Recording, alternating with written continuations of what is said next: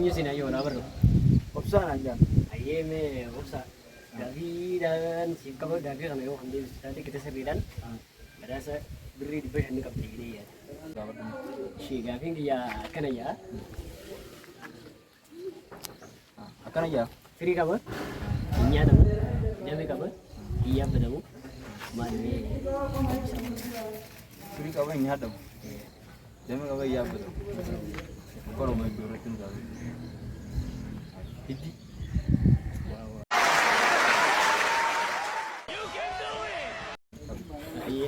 Gaafiin isa lammataa akkana jaama. Obboleettii gabaabduu qaqqabanii dhungatan. Obboleettii gabaabduu Qaqqabanii dhungatan. yoo akkam dhungata. Addira dhungata. Eeffatu baate amma carraa jedhu fayyadame. Gabaabduu reesin. Qaqqabanii dhungatan. Jilbiifatanii dhungatan kaatoo.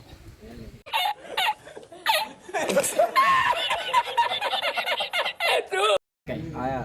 Gaafiin inni sadaffaa ni nyaatti, hin dhugdu, ni daleeyti, hin daddabdu. Deebiin isaa maal haa ta'u? Nyaatti. Hin dhugdu. Ni hojjetti, hin daddabdu.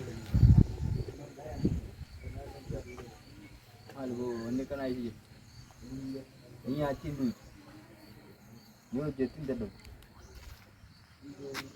Sibiila. Eh?